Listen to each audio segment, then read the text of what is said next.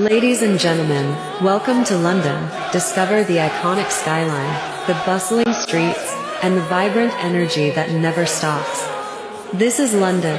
أنا فقط النمبر 1 من العاصمة لندن. أنا تشيلسي من أدخلت رابطة الأبطال إلى البيج بان ومرت وتفسحت وتجولت عبر نهر التايمز.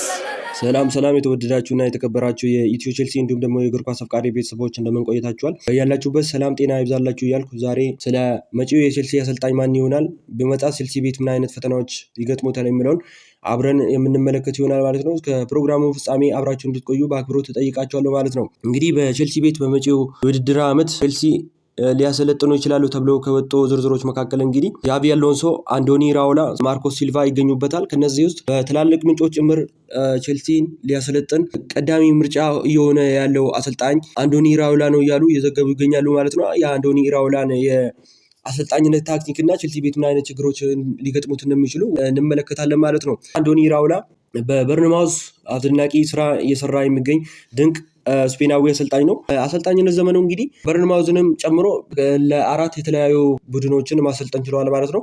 የአሰልጣኝነት ስራውን የጀመረው በ2018-2019 ግሪክ ውስጥ ለሚገኝ ላናርካ ለሚባል ቡድን ውስጥ ሲሆን ከአንድ ዓመት ቆይታ በኋላ እንግዲህ ወደ ስፔኑ ሚራዴስ ተዘዋውሯል። አሁንም ከአንድ ዓመት ቆይታ በኋላ እንግዲህ ወደ ራዮ ቫልካኖ ተዘዋውሮ በዛ 3 ዓመት ካገለገለ በኋላ በ2022-23 እንደ ፈረንጆቹ ዘመን አቆጣጠር በርንማውዝን ማሰልጠን ጀምሯል ማለት ነው። ከ3 ዓመት ቆይታ በኋላ እንግዲህ በርንማውዝን እንደሚለቅ በመጪው ውድድር ዓመት ከበርንማውዝ አሰልጣኝነት እንደሚነሳና አሁን ላይ በርንማውዞች ለመጪው ውድድር ዓመት አዲስ አሰልጣኝ ማርኮ ሪዩስን በአሰልጣኝነት መሾማቸውን አሳውቋል ማለት ነው።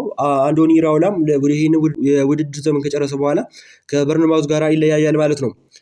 አሰልጣኙ ቼልሲ ቤት ከደረሰ ምን አይነት ፈተናዎች ሊገጥሙት ይችላሉ እና ምን አይነት ነገሮችን ሊያስተካክሉ ይችላሉ የሚለውን አንዳንድ ነገሮች ብንመለከት እንግዲህ አሰልጣኙ የሚጠቀመው ታክቲክ ከፍተኛ ፕሬስ የሚያደርግ ቡድን ይሰራል። በተጨማሪ ደግሞ ፈጣን ሽግግሮች የሚጠቀም ቡድን ይሰራል።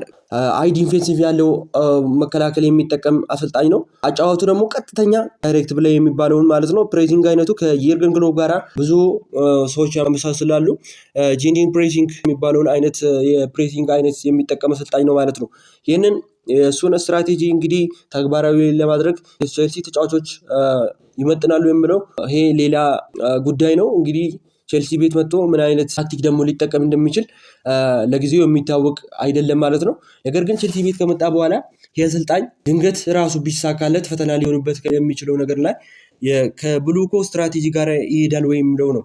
በኤንዞ ማሬስካ ላይ አይተናል። ኤንዞ ማሬስካ እንግዲህ ቼልሲ ቤት ሳይመጣ ከሌስተር ወደ ቼልሲ ሲዘዋወር ምንም አይነት ከፍ ያለ ሲቪ አልነበረውም። ትልቅ የሚባለው እንግዲህ የኤንዞ ማሬስካ ቼልሲ ቤት ሳይደርስ በፊት ሌስተር ሲቲ ወደ ፕሪሚየር ሊጉ መመለስና እንዲሁም ደግሞ ፔፕ ጋርዲዮላ መስራቱ እንደ ትልቅ ሲቪ ይቆጠርለት ነበር። ይሄ አሰልጣኝ እንግዲህ ቼልሲ ቤት መጥቶ ድንገት ራሱ ቢሳካለት አሁንም ጥያቄ የሚሆነው ስለ ኤድ ኮችነትና ስለ ማናጀርነት ስልጣን መጠየቅ ይሆናል ማለት ነው። እንግዲህ ሁላችንም እንደምናውቀው የአሰልጣኝነት በረስልጣን በሁለት ከፍለን ማየት እንችላለን። እሱም ኤድ ኮችና ማናጀር ብለን ማለት ነው። ኤድ ኮች ማለት እንግዲህ ትኩረቱ በሜዳ ላይ ነው። ኤድ ኮች ማለት ስልጠናን ይመራል፣ ታክቲክ ያዘጋጃል፣ እንዲሁም ደግሞ ላይን አፖችን የሚያወጣ አሰልጣኝ ማለት ነው። ማናጀር ማለት ደግሞ በዝውውሮች ላይ ስልጣን ያለው እንዲሁም የክለቡ ውሳኔዎች ላይም ስልጣን ያለው አሰልጣኝ ነው። ይህንን ደግሞ እንደ ፔፕ ጋርዲዮላ፣ ማይክል አርቴታ የመሳሰሉ አሰልጣኞች ያላቸው ስልጣን ነው ማለት ነው። ቼልሲ ቤት እንግዲህ በብሉኮ ዘመን አንድ አሰልጣኝ ወደ ማናጀር ይቀይራሉ ተብሎ አይጠበቅም። አንዶኒ ራውላ ቼልሲ ቤት ከመጣና በድንገት እንግዲህ ዋንጫዎችንም ካሸነፈ በኋላ የሚያነሳው ጥያቄ እንግዲህ ከሄድ ኮችነት ማናጀር ሊሆን ነው። አንዶኒ ራውላ ቼልሲ ቤት በመጣ አንደኛው ፈተና ሊሆንበት የሚችለው ብዬ የማስበው እንግዲህ ይሄኛው የማናጀርነትና የሄድ ኮች ስልጣን ጥያቄ ነው። በመቀጠል ደግሞ በርንማውዝ ተጽዕኖ የፈጠረበት ያሉ ነገሮች መካከል እንግዲህ ሁላችንም የምናውቀው የበርንማውዝ ተጫዋቾች 90 ደቂቃ በሚባል ደረጃ በኢንቴንሲቲ የሚጫወቱ ተጫዋቾች ናቸው። በቼልሲ ደግሞ በሊያም ሮዘኔር ዘመንም እንዲሁም በኤንዞ ማሬስካ ዘመንም እያየን ነው። አንዳንድ ተጫዋቾች አሁንም ድረስ ለቼልሲ የማይመጥኑ ተጫዋቾች ናቸው የተባሉ የተወቀሱ ናቸው። የሚለግሙ ሜዳ ውስጥ ያላቸውን ሁሉ ሰጥቶ የማይጫወቱ ለክለቡ የማይመጥኑ አንዳንድ ተጫዋቾች እያለው ቼልሲ ቤት መጥቶ እንግዲህ ይህንን ሃይ ፕሬስ ሃይ ኢንቴንሲቲ የሚጠቀም አሰልጣኝ ቼልሲ ቤት ይሳካለታል ወይ የሚለው እንግዲህ የኔም ጥያቄ ነው ማለት ነው።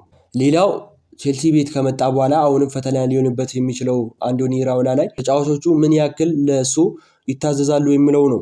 ሊያም ሮዘኔር እንግዲህ ከወጣ በኋላ ከሊድስ ጋር ባደረግነው ጨዋታ ምን አይነት አጫወት እንዳሳዩን ተጫዋቾቹ ፊዚካላቸው ተረድተናል። አንድ ተጫዋች ለአሰልጣኙ መጫወት ካቆመ እንግዲህ ብዙ ነገሮች በክለቡ ላይ ሊደርሱ ይችላሉ። ከሊያም ሮዝኔር ስንብት በኋላ የቼልሲ ተጫዋቾችን የተመቻቸው ይመስላል። እንግዲህ ባሳዩን የተጋሉ ስሜት ራሱ ተቀዛቅዞ ነበር በሊያም ሮዝኔር ዘመን በቼልሲ ቤት። አሁንም አንዶኒ ኢራኦላ ቼልሲ ቤት ከደረሰ በኋላ ሃይ ፕሮፋይል ያለው አሰልጣኝ ባለመሆኑ በኤሊት ደረጃ ያሰለጠነ አሰልጣኝ ባለመሆኑ እንግዲህ የቼልሲ ኮከቦች ለዚህ ሚድል ክላስ አሰልጣኝ ይታዘዛሉ ወይ የሚለው የሁላችንም ጥያቄ ነው። ምናልባት እንደ ኤንዞ ማሬስካ በፍቅር ተጫዋቾቹን ከተቆጣጠረ እንግዲህ ምናልባት በፍቅር መርቶ ቼልሲን ወደ ላቀ ደረጃ ሊያደርስ ይችላል። ካልሆነ ደግሞ እንደ ሊያም ሮዝኔር ተጫዋቾቹን በመለገም እሱም ቀጣዩ ከቼልሲ የሚሰናበት አሰልጣኝ ሊሆን ይችላል ብዬ አስባለሁ ማለት ነው። እናንተ ለቼልሲ መጪው አሰልጣኝ ማንን ቢሆን ትመርጣላችሁ? ያላችሁን ሀሳብ እንድታደርሱኝ በአክብሮት እጠይቃችኋለሁ። አብራችሁን ስለነበራችሁ አመሰግናችኋለሁ።